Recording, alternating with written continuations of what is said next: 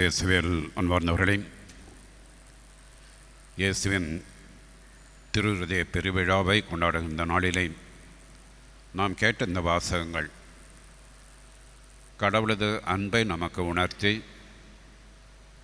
அந்த கடவுளது அன்புக்கு எப்படி நாம் பிரதி அன்பு செலுத்துகின்றவர்களாக வாழ்ந்து கொண்டிருக்கிறோம் என்ற ஒரு சிந்தனை இன்றைய வாசகங்கள் நமக்கு அறிவுறுத்துவதை பார்க்கிறோம். இன்றைய நற்செய்தியை வாசிக்கின்ற போது குருமடத்தில் நாங்கள் படித்தபோது இறையற் பேராசிரியர் எங்களுக்கு கொடுத்த ஒரு அறிவுரை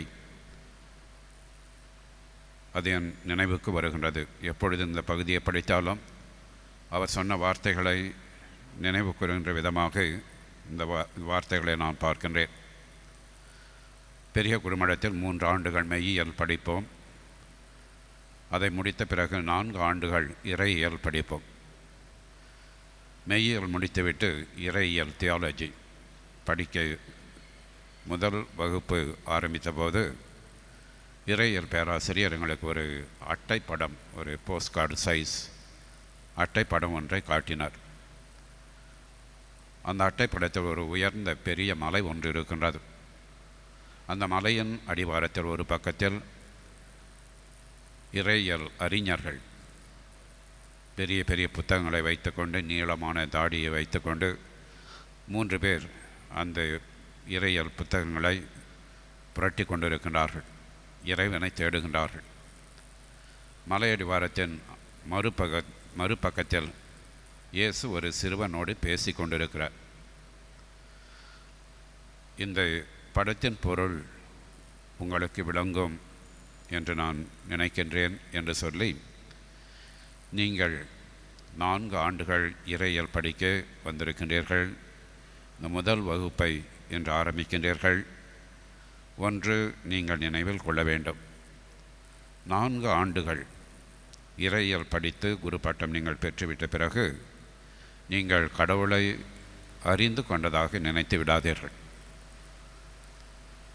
The more you are on your knees, the more you will know God. எந்த அளவுக்கு நீங்கள் ஜெபத்தில் ஈடுபடுகின்றீர்களோ அந்த அளவுக்கு தான் நீங்கள் கடவுளை தெரிந்து கொள்ள முடியும், அறிந்து கொள்ள முடியும் என்று அவர் சொன்னார். புத்தகங்களை படிக்கின்ற போது இறைவனை பற்றிய அறிவு நாம் பெற்றுக்கொள்ளலாம். ஆனால் இறைவனை அறிவது என்பது அவரை அன்பு செய்வது, அவரது அன்பை அனுபவிப்பது, இதுதான் இறைவனை அறிந்து கொள்வது. அதைத்தான் இன்றைய நற்செய்தியில் இயேசு நமக்கு சொல்வதை நாம் பார்க்கிறோம். மக்கள் கூட்டத்திற்கு முன்பாக தம் தந்தையை நோக்கி, தந்தையை, விண்ணிற்கும் மண்ணிற்கும் ஆண்டவரை உம்மை போற்றுகிறேன். ஏனெனில் ஞானிகளுக்கும் அறிஞர்களுக்கும் இவற்றை மறைத்து குழந்தைகளுக்கு வெளிப்படுத்தினீர். ஆம் தந்தையை, இதுவே உமது திருவுளம் என்று சொல்லி தம் தந்தையை அவர் போற்றுவதை நாம் பார்க்கிறோம். எதற்காக அவரை போற்றுகின்றார்? தந்தையை தவிர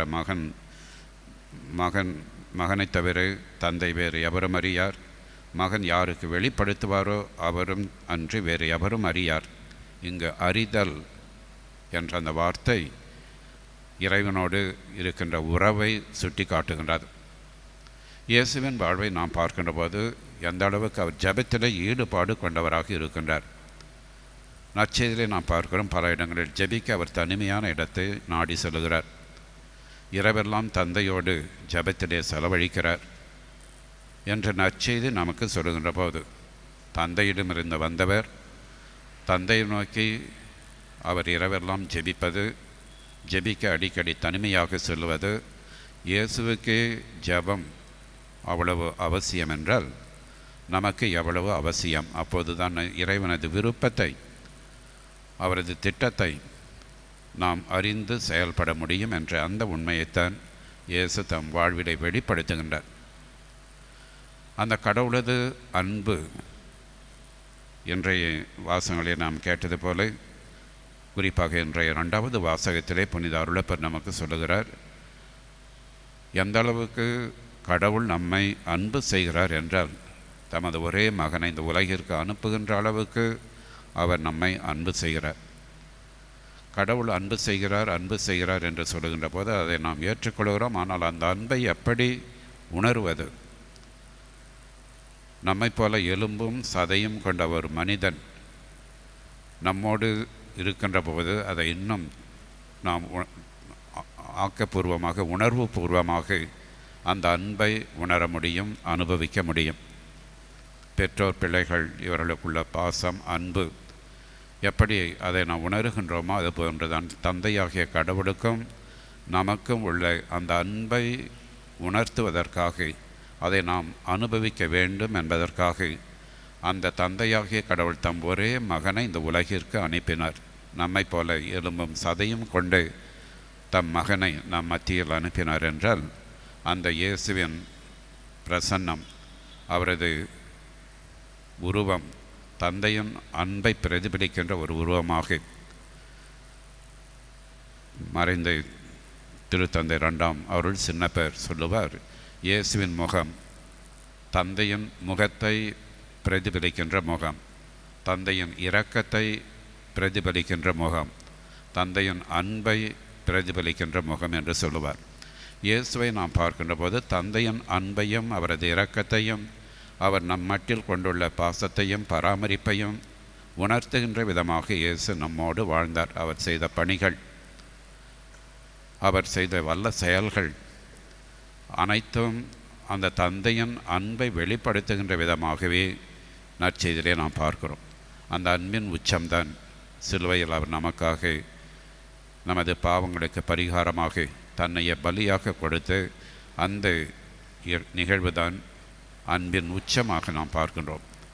இன்றைய முதல் வாசகத்திலே நாம் கேட்டோம், எப்படி அன்று கடவுள் இஸ்ராயல் மக்களை அன்பு செய்தார்.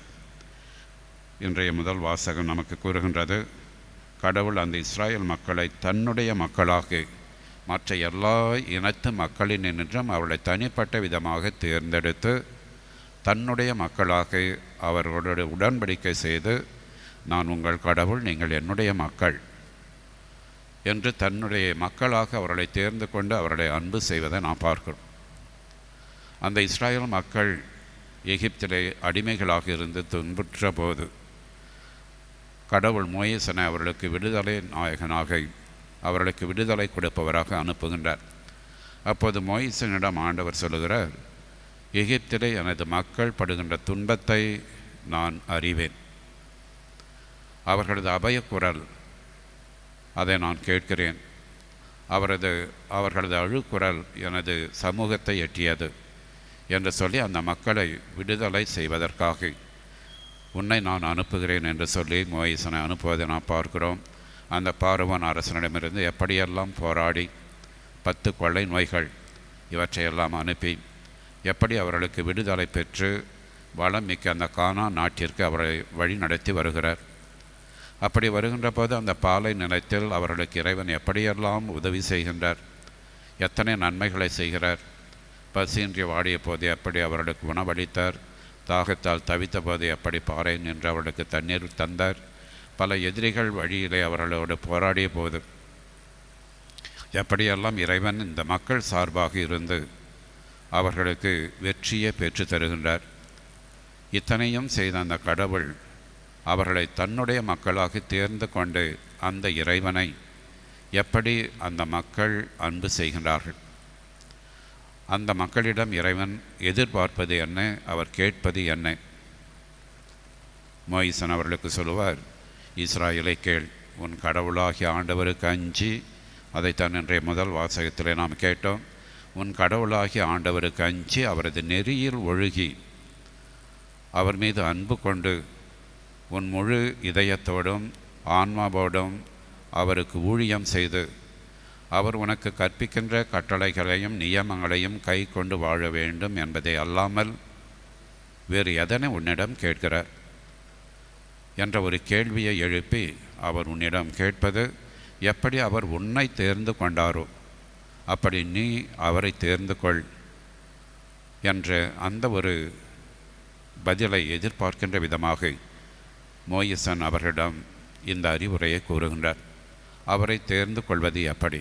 அதைத்தான் அவர் சொல்லுகிறார், நீங்கள் அவர் உங்களுக்கு கொடுத்த கட்டளைகள் நியமங்கள் இவற்றை கடைபிடித்து வாழ்வது.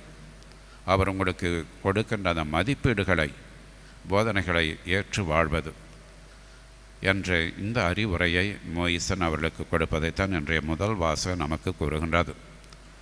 நம்முடைய வாழ்வில் அந்த இயேசுவின் அன்புக்கு எப்படி நாம் பிரதி அன்பு செலுத்துகின்ற விதமாக எப்படி அந்த இஸ்ராயேல் மக்களை தேர்ந்து கொண்டாரோ அதுபோன்று இறைவன் நம்மையும் திருமுழுக்கின் வழியாக அவரது பிள்ளைகளாக தேர்ந்து கொண்டார். எபிரேயருக்கு எழுதிய திருமுகம் முதல் அதிகாரத்திலேயே புனித சின்னப்பர் 4வது வாக்கியத்தில் சொல்லுவார், உலகம் தோன்றுவதற்கு முன்னதாகவே கடவுள் உன்னை கிறிஸ்து இயேசுவுக்குள் தேர்ந்து கொண்டார். இந்த உலகம் தோன்றுவதற்கு முன்னதாகவே கடவுள் கிறிஸ்து இயேசுவுக்குள் நம்மை தேர்ந்து கொண்டார் என்று அவர் சொல்லுகின்ற போது, அப்படி நம்மை தேர்ந்து கொண்ட அந்த இறைவன் அவரை எப்படி நாம் தேர்ந்து கொள்ளுகிறோம், அவருக்குரிய பிள்ளைகளாக வாழுகிறோம் என்ற அந்த ஒரு சிந்தனைத்தான் இன்றைய விழாவானது நமக்கு தருகின்றது. இன்றைய நற்செய்தியிலும் இயேசு அதைத்தான் வலியுறுத்துகின்றார். அவரது அன்பை இன்னும் சிறப்பாக வெளிப்படுத்துகின்ற விதமாக, பெரும் சுமை சுமந்திருப்பவர்களை எல்லோரும் என்னிடம் வாருங்கள், உங்களுக்கு நான் இளைப்பாறுதல் தருவேன், என் நுகம் எளிது என் சுமை எளிது என்று சொல்லி எப்படி அவர்களுக்கு தனது அன்பையும் ஆறுதலையும் வெளிப்படுத்துகின்றார். பல கவலைகள், துன்பங்கள் குடும்பத்திலும் சரி, நாம் வாழுகின்ற சமுதாயத்திலும் சரி, நம்முடைய தனிப்பட்ட வாழ்விலும் சரி, எத்தனையோ துன்பங்கள், கஷ்டங்கள், வருத்தங்கள், கவலைகள் நம் உள்ளத்தில் இருக்கிறது. அவை அனைத்தையும் அவரிடம் நாம் ஒப்படைத்து அவர் தருகின்ற அந்த இளைப்பாறுதல், அவர் தருகின்ற அந்த அமைதி, அதை நீங்கள் அனுபவிக்க வாருங்கள் என்று சொல்லி அவர் கொடுக்கின்ற அந்த அழைப்பு எந்த அளவுக்கு அவரது அன்பை நமக்கு வெளிப்படுத்துகின்றது. மார்கரெட் மரியம்மாள் அவருக்கு இயேசு காட்சியிலே தோன்றிய போது, நற்கருணைக்கு முன்னால் அவர் ஜெபித்து கொண்டிருந்த போது, அந்த மார்கரெட் மரியம்மாளுக்கு இயேசுவின் இதயம் அவருக்கு காட்சியிலே தோன்றி, அந்த இதயத்தில் இருந்து ஒரு பேரொளி, சூரியனை விட பல மடங்கு உள்ள ஒரு பேரொளி அங்கே வெளிப்படுகின்றது. அந்த இதயத்திலே ஈட்டியால் குத்திய அந்த காயம், அதை சுற்றி முள்முடி, அதன் மீது ஒரு சிலுவை, இதை அந்த காட்சியிலே அவருக்கு காட்டி, மக்கள் செய்கின்ற பாவங்கள் அதன் வெளிப்பாடுதான் என் இதயத்தை சுற்றி இருக்கின்ற அந்த முள்முடியும் அந்த சிலுவையும் அந்த காயமும். நான் அவர்களுக்காக எவ்வளவு அன்பினால் பற்றி எறிகிறேன். இந்த அன்பை, எனது அன்பை மக்களுக்கு நீர் எடுத்து செல்ல வேண்டும், மக்களுக்கு எடுத்துரைக்க வேண்டும் என்று அவரிடம் கேட்டுக்கொண்டார். அவர்தான் இயேசுவின் இதய பக்தியை மக்கள் மத்தியிலே பரப்பு ஒரு கருவியாக இறைவன் அவரை தேர்ந்து கொள்வதை நாம் வரலாற்றிலே நாம் பார்க்கிறோம். அப்படி அந்த இயேசுவின் இதயம் நம்மை அன்பு செய்கின்ற இதயமாக, அந்த இதயத்திற்கு நம்மை முற்றிலும் அர்ப்பணித்து அந்த இதயத்தின் பாதுகாவலில் நாம் வாழ வேண்டும் என்ற அவரது விருப்பத்தை எப்படி நாம் அன்றாட வாழ்விலே நிறைவு செய்கிறோம், அவரை எப்படி நமது குடும்பத்தில் அரசராக ஸ்தாபகம் செய்து அந்த இயேசுவின் இதயத்திற்கு நம்மையும் நமது குடும்பங்களையும் ஒப்படைத்து அவரை நாம் அனைத்துமாக நம்மை பராமரிக்கின்றவராக, நம்மை வழி நடத்துகின்றவராக, துன்பங்களில் நம்மை தேற்றுகின்றவராக, எப்படி நாம் அவரை நம் இல்லத்தில் வரவேற்று அவரை அரசராக ஏற்று அவரை வழிபடுகிறோம், அவரது இல்லத்தில் நாம் வாழுகிறோம், அவரது இதயத்தில் நாம் குடிகொண்டிருக்கிறோம் என்ற அந்த உணர்வு நம்மிலே இருக்கின்ற போது அவரது அன்பை நாம் பதில் அன்பு செலுத்துகின்ற விதமாக நமது வாழ்க்கையை நாம் அமைத்து கொள்கிறோம் என்ற ஒரு சிந்தனை இன்று விழாவிலே இந்த விழா நமக்கு தருகின்றது. எனவே இந்த விழாவை கொண்டாடும் இந்த பெருநாளிலே அந்த இயேசுவின் இதயத்தை எப்படி நமது இல்லத்தின் அரசராக அவரை அரியணை ஏற்றி அவரை வழிபடுகிறோம், அவரிடம் நம்மையும் நம் குடும்பங்களையும் ஒப்படைத்து அவரது அன்புக்கு பதில் அன்பு செலுத்துகின்ற விதமாக நமது அன்றாட வாழ்வை வாழ்ந்து கொண்டிருக்கிறோம் என்று சிந்திப்போம். ஆமீன்.